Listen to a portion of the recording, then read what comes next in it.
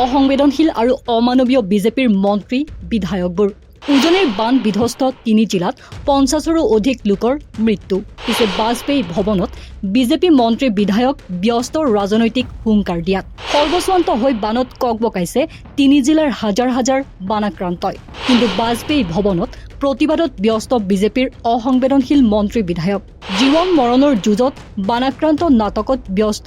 নিষ্কৰ্ম বিজেপিৰ মন্ত্ৰী বিধায়ক বানাক্ৰান্ত উদ্ধাৰ অভিযানলৈ নাই ভ্ৰক্ষেপ কোনো বিজেপি মন্ত্ৰী বিধায়কৰ বিপৰীতে কংগ্ৰেছৰ বিৰুদ্ধে টেটুফালি শ্লোগান দিয়াতেই ব্যস্ত তেওঁলোক প্ৰাক্তন জলসম্পদ মন্ত্ৰী পীযুষ হাজৰিকাৰো নাই কোনো নৈতিক দায়িত্ববোধ এইবোৰকে কয় অসম দেশৰ বিষম মন্ত্ৰী বিধায়ক যিবোৰ মন্ত্ৰী বিধায়কে বানত সৰ্বস্বান্ত হোৱা বানাক্ৰান্তৰ লোকৰ দুখ দুৰ্দশা বুজিবলৈ নাই অকণো মানৱীয় সংবেদনশীলতা যিবোৰ মন্ত্ৰী বিধায়কে বুজি নাপায় বানাক্ৰান্ত লোকৰ দুখ মৰ্মবেদনা ঠিকেই বুজে ৰাজনৈতিক মুনাফা লুটাৰ কৌশল সেই বানত ককবকাই থকা বানাক্ৰান্তৰ দুৰ্দশাই তেওঁলোকৰ হৃদয় স্পৰ্শ কৰিব পৰা নাই আৰু সেইবাবেই বাজপেয়ী ভৱনত টেটুফালি শ্লোগান দিয়াত ব্যস্ত হৈ পৰিছে অতি অসংবেদনশীল বিজেপিৰ এইসকল মন্ত্ৰী বিধায়ক নেতা কৰ্মীয়ে উজনি অসমৰ শিৱসাগৰ চৰাইদেউ যোৰহাট আৰু গোলাঘাট জিলাত এতিয়া বানৰ ভয়াৱহ ধ্বংসলীলা প্ৰকৃতিৰ কালৰূপত সৰ্বস্বান্ত হৈছে হেজাৰ হেজাৰ পৰিয়াল বানাক্ৰান্ত ৰাইজৰ অৱস্থা এতিয়া পানীত হাঁহ নচৰাৰ দৰে হৈ পৰিছে মূৰৰ ওপৰৰ ছালখন হেৰুৱাই বহু লোকৰ সলিল সমাধি ঘটি এমুঠি অন্নৰ বাবে হাহাকাৰ কৰিছে বানপীড়িতই কিন্তু ৰাজ্যৰ এনে ভয়ংকৰ দুৰ্যোগৰ সময়ত যিখন চৰকাৰে জনতাৰ কাষত থিয় দি উদ্ধাৰ অভিযানত জঁপিয়াই পৰিব লাগিছিল সেইখন চৰকাৰৰ মন্ত্ৰী বিধায়কসকলৰ কাৰ্যকলাপ দেখি এতিয়া চকু কপালত উঠিছে ৰাজ্যবাসীৰ বানপানীৰ বিভীষিকাই জনতাৰ জীৱনলৈ অন্ধকাৰ নমাই অনাৰ সময়তে ৰাজ্য চৰকাৰৰ চূড়ান্ত অসংবেদনশীল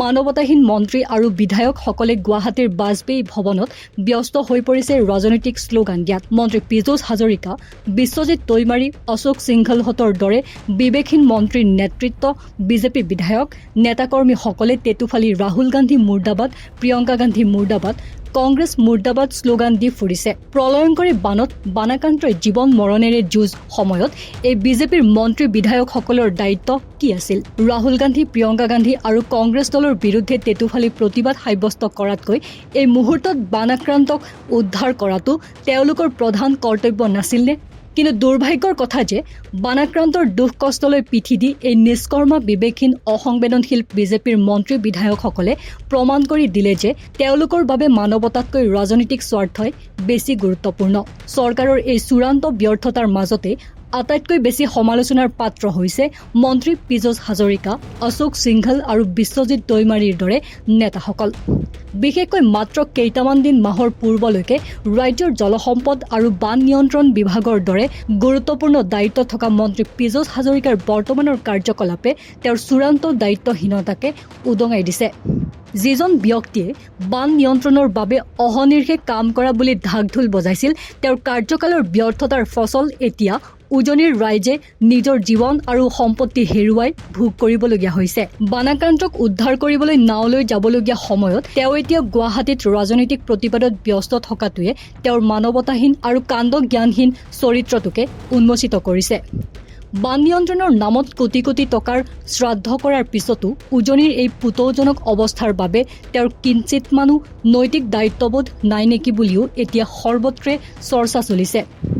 বিপদৰ সময়ত জনতাক অনাথ কৰি এনেদৰে বাজপেয়ী ভৱনত ৰাজনৈতিক নাটক কৰা কাৰ্যই বিজেপিৰ মন্ত্ৰী বিধায়ক আৰু নেতাকৰ্মীসকলৰ প্ৰকৃত স্বৰূপ উদঙাই দিছে বানপীড়িত ৰাইজে যি সময়ত চৰকাৰৰ পৰা একমাত্ৰ সাহায্য আৰু উদ্ধাৰ আশা কৰিছে সেই সময়ত শাসকীয় দলটোৰ এই অসংবেদনশীল আচৰণে ৰাজ্যজুৰি তীব্ৰ প্ৰতিক্ৰিয়াৰ সৃষ্টি কৰিছে ক্ষমতাৰ ৰাগিত অন্ধ হৈ জনতাৰ চকুলো নেদেখা এইসকল নেতাক অসমৰ ৰাইজে কেতিয়াও ক্ষমা নকৰিব news desk report north east নাও